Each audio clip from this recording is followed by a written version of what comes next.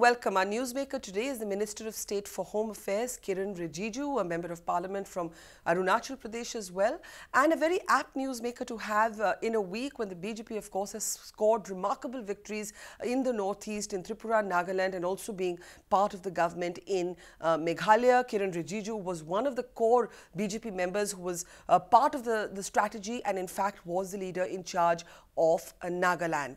Kiren Rijiju, a pleasure to have you as our newsmaker today. Many congratulations on this remarkable victory. Some would say that this is remarkable because these are not traditional vote bases at all for the BJP. In a state like Tripura, the BJP did not exist at all. What would you attribute this to? Because some would say that the BJP has been very pragmatic. It has not raised the kind of ideological issues that it would raise in other parts of the country. How much has the BJP had to moderate itself or some of its key issues to do well in the northeast? The main thing, if you see in this election, is that BJP has been able to create the narrative of the entire election campaign. See, there were many events in the past where BJP was being pushed to a corner or being painted with a particular kind of color that it is not suitable for northeast, for the hill states, for tribal people. Also for Christian majority yeah, states so like Nagaland. Those kind of allegations, mudslinging or vicious campaign, these were there, but the differences we could create this time was we brought development into the forefront. We pushed it very hard. From the very beginning when I was made in charge of Nagaland state, and before that as a minister in the government coming from the northeastern region, I personally pushed very hard to tell people that our agenda is development. Any other issues which come up from time to time, these are aberration or these are a kind of a malicious campaign. We are totally driven by the development agenda set by the Prime Minister Narendra Modi ji.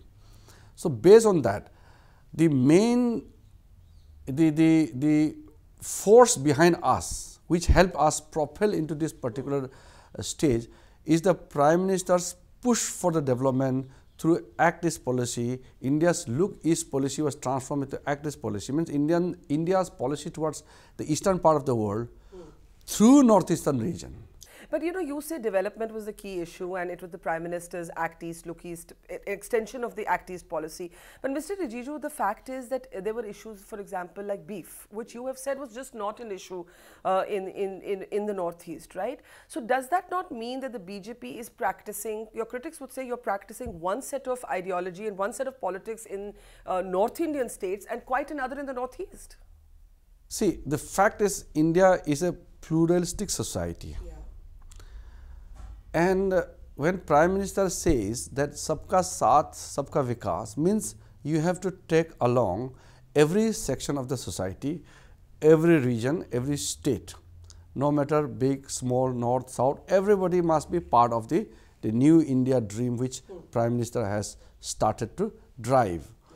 Now, to do away with such other campaigns, which I would say these are the fringe issues, we did not allow these fringe issues to take the center stage. Yes. We pushed to the agenda of development and created that development as the main pole around which everything revolves around.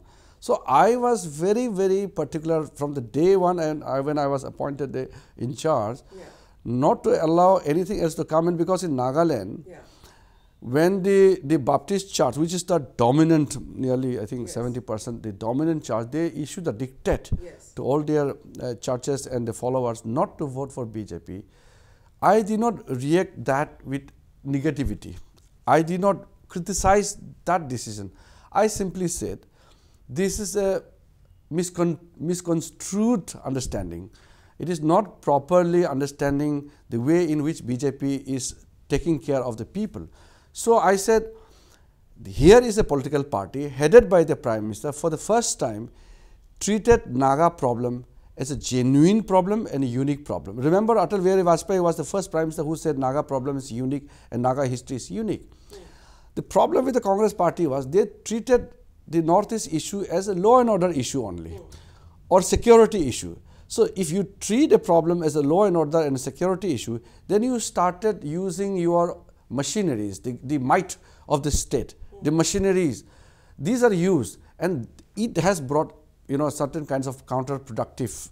But isn't it true that that you had to be a different kind of party in the Northeast, keeping in mind the local sentiments there, and perhaps the same beef politics that are not an issue in the Northeast could be an issue or have been an issue for the BJP in a state like Uttar Pradesh? Yeah, some people have created issue, definitely. So what I'm saying isn't that a kind of double speak? No, how can it be double speak? Because different state, different nature, different kind of habits.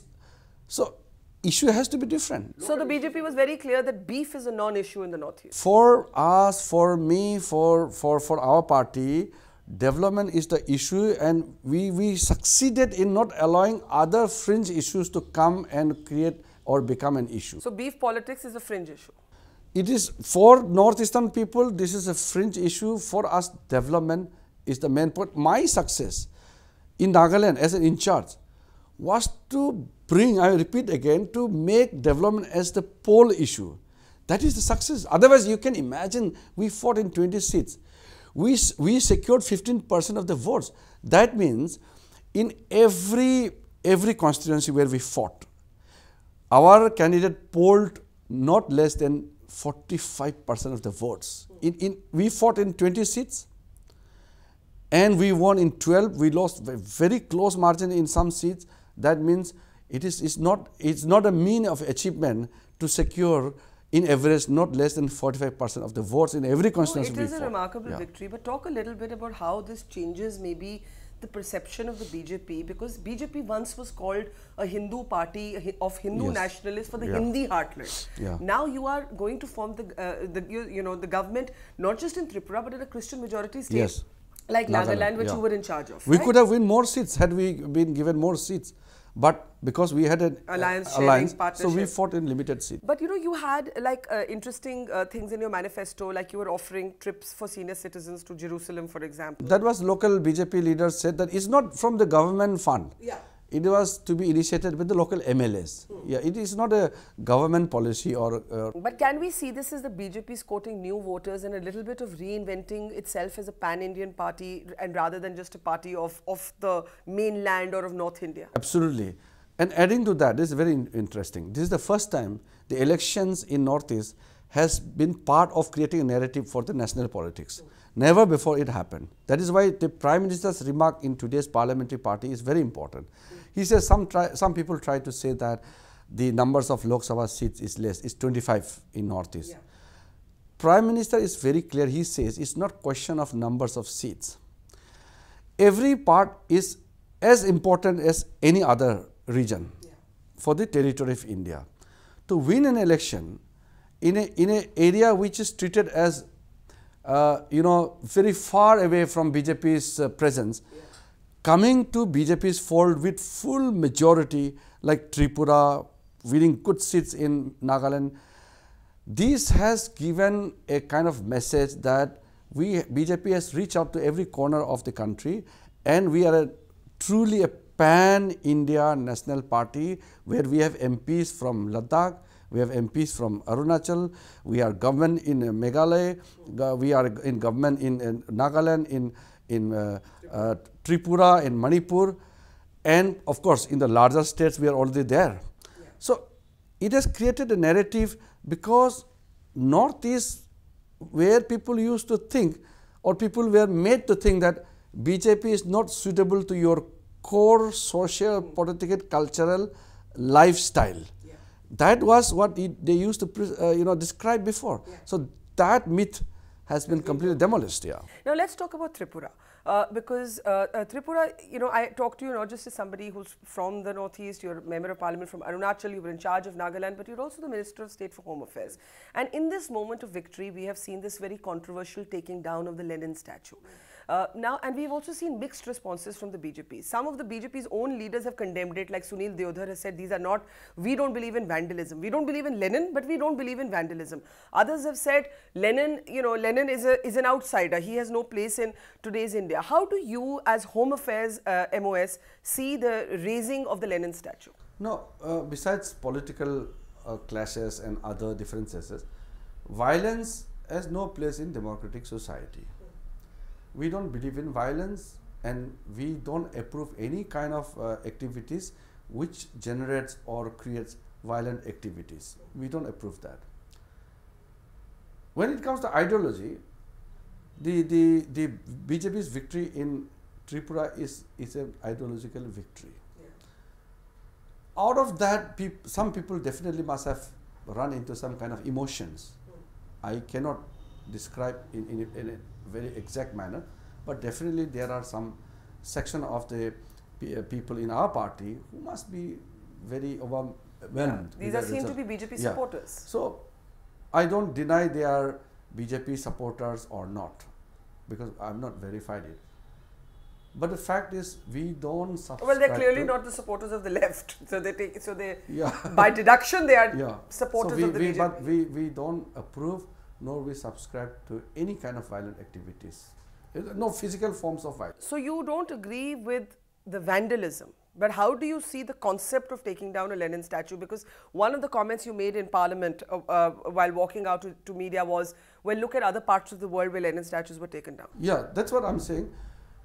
Though we don't subscribe to any kind of physical kind of action when you are exhibiting your emotions. But there are cases in other countries where, like in Russia itself, or in like you see in Iraq, where Saddam Hussein's statue were being brought down. You see such things elsewhere, but normally we don't see such thing in India. So that's what I'm saying. We don't subscribe to any kind of physical action. So the governor's comments have been somewhat contentious, because one of the things that the governor of Tripura said was that what a democratically elected government can put up, meaning the Lenin statue, which was put up with taxpayers' money, a democratically elected government can take down, except that this was not a government decision, it was actually a mob. Definitely, it's not.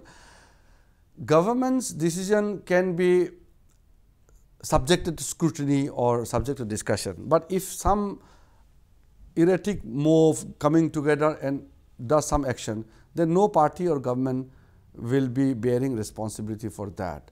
But my point is that any form of physical action while exhibiting your emotions is not something which we subscribe. So I'm hearing you say that the way the statue was taken down is something you disapprove of, but that the statue could be taken down legally is something you would support. No, my point is very clear. I don't want to get into the other side of the whole debate. My only point is, as a minister, we are certainly concerned if there are any kind of violent activities.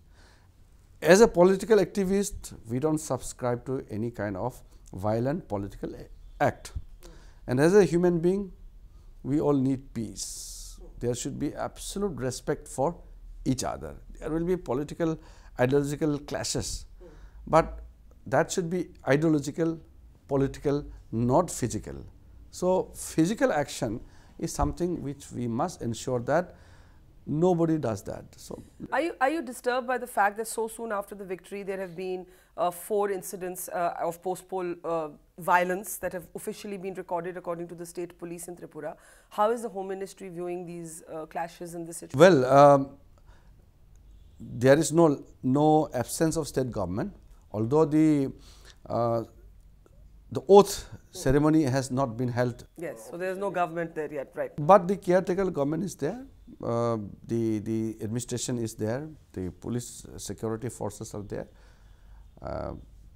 They should take care of the situation and ensure that law and order is maintained. So that is something, law and order being a state subject, the Home Ministry cannot take over that role, but we certainly do issue advisories and some kind of supportive action wherever we feel it is necessary.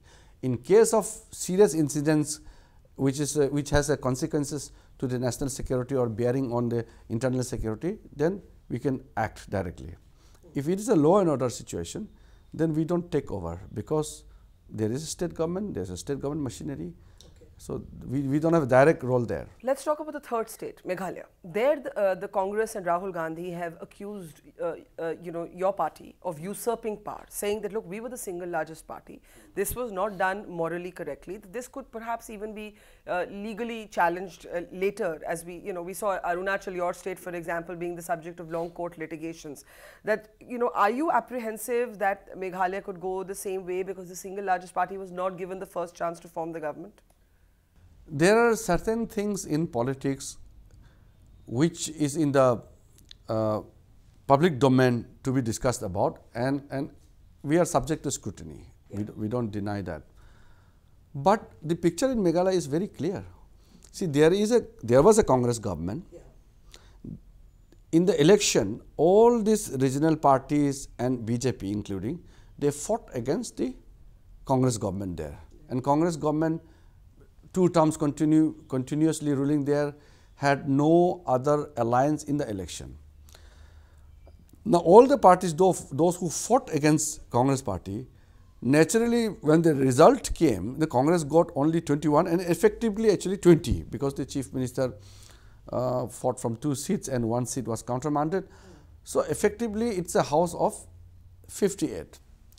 And Congress effectively has 20. So, they are short by 10 MLAs.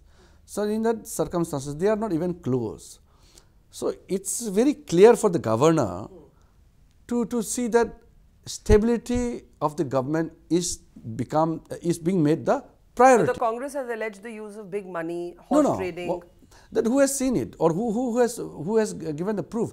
By merely making a allegation or a statement doesn't make your argument genuine. You do make political comments that I don't deny, you can make it. You may find this irrational or illogical of any decision taken by us.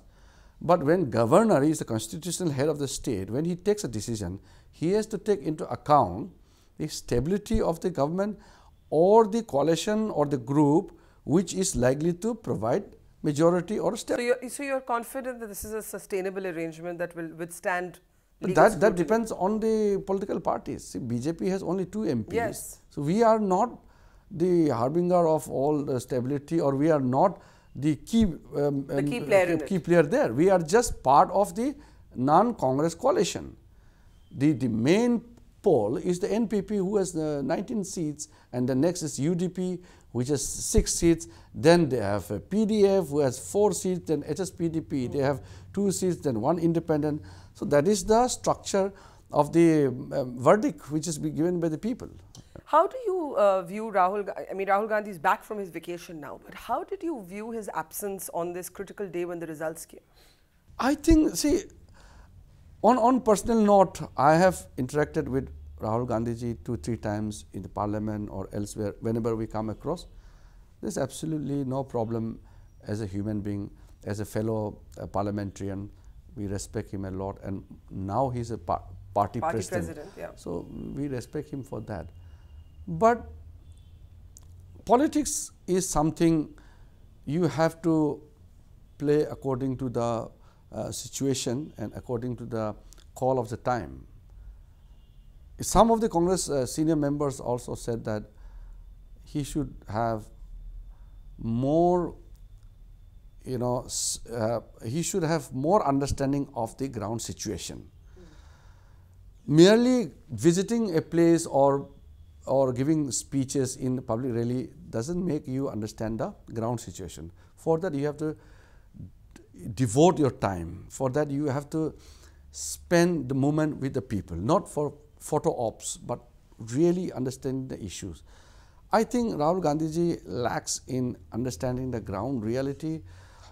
I'm not accusing of being not unintellect, but I think he lacks the depth in terms of understanding the ground situation. Do you think his absence shows that maybe he didn't take the Northeast very seriously? That's what I'm saying.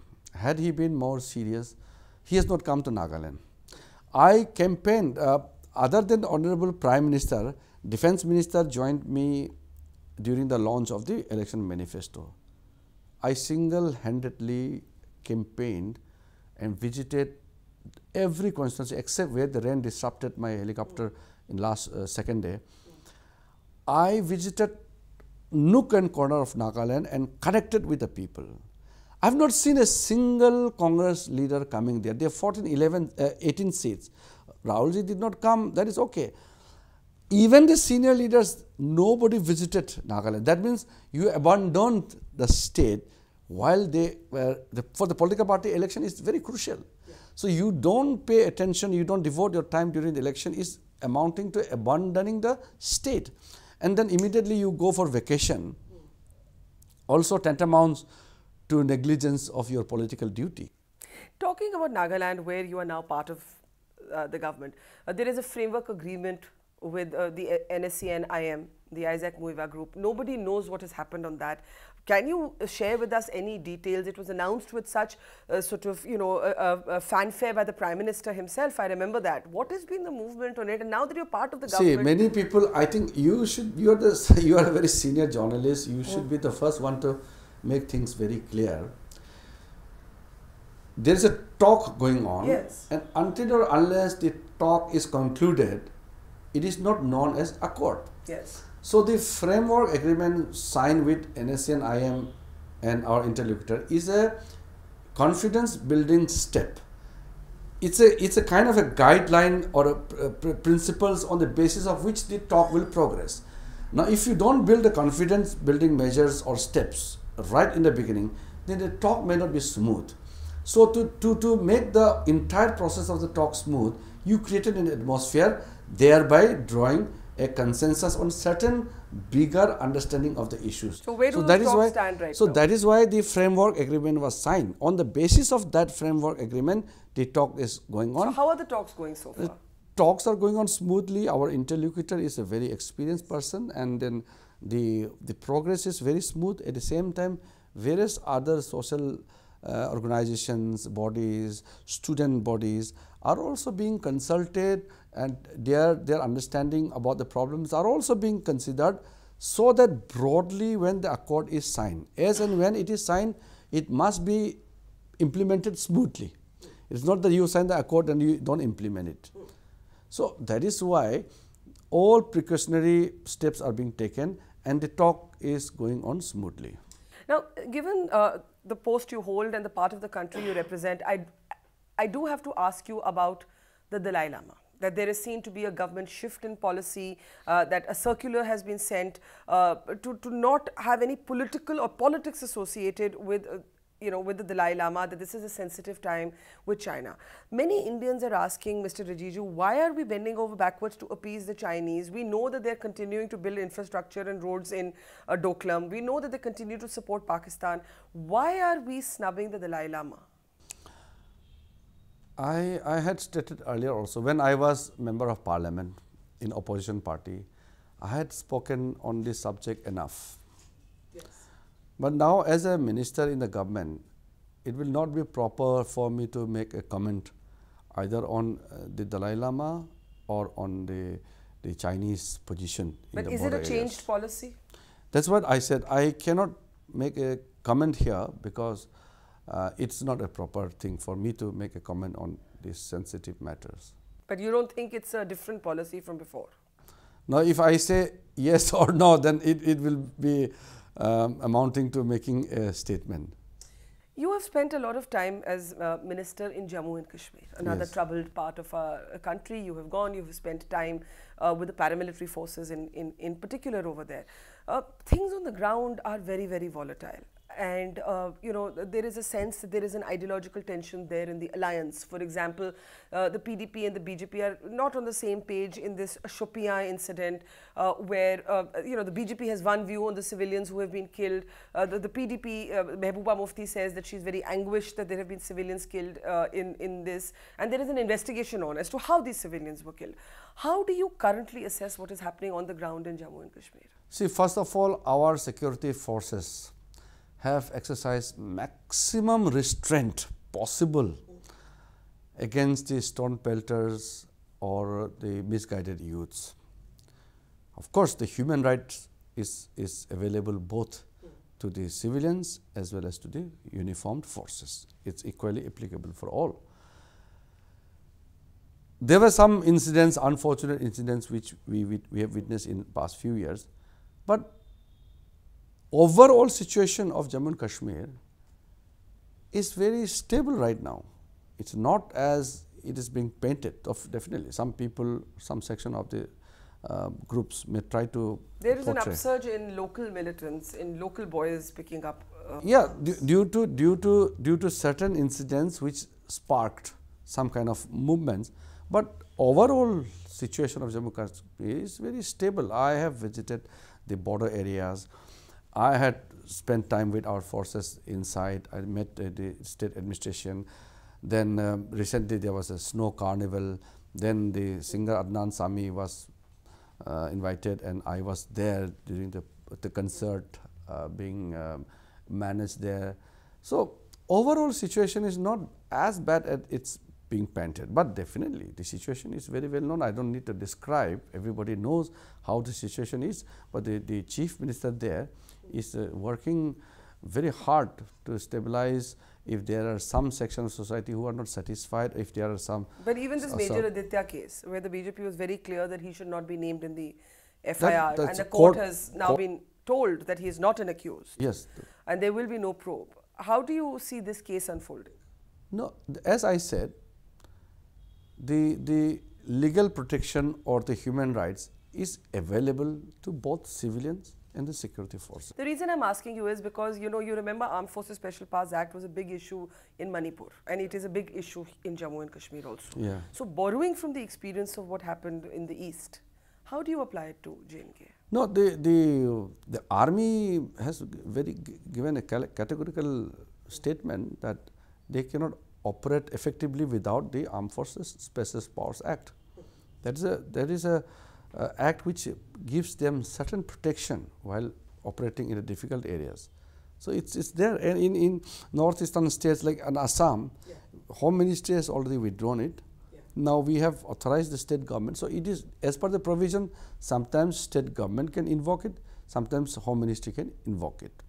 So in Assam case, we have withdrawn it completely. Now the state government will take care of it. They have extended it for six months, just 3 days back.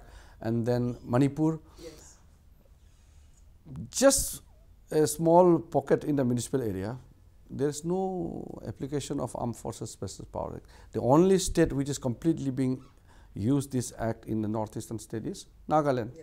Others are not imposed by the Home Ministry. Would you want to see a change, given that you are now, you were in charge of Nagaland? Would you change the AFSPA application in Nagaland? Now, let the new government take over, and the talk is going on. After that, I think there will be a major historical change in the way Nagaland is being run. So AFSPA could go from Nagaland? I cannot make a statement on that, because let the new government take over. We'll have a discussion.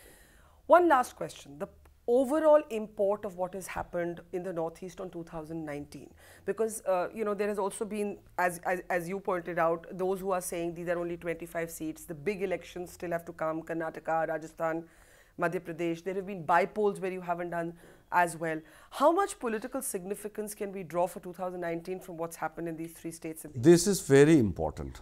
I have seen hundreds of comments and positive reactions about the election verdict which we have seen in Northeast. See, before 2014, I was the only elected MP outside Assam. From 2014, and now just imagine, that time BJP was nowhere, except Nagaland, where we had 2 ministers, nowhere. And today, except Mizoram, which sends 1 member of parliament, so except Mizoram, BJP is everywhere, and Sikkim also is our NDA alliance partner. So we are there. So next 2019 Lok Sabha election, we will count from Northeast. Earlier Congress used to count from Northeast, we were minus. So now, you jump straight from say 2022, and then you fight the election having so much in your kitty. We are very confident. As a elected member, as a senior member of the party from the region, I have fought 6 elections.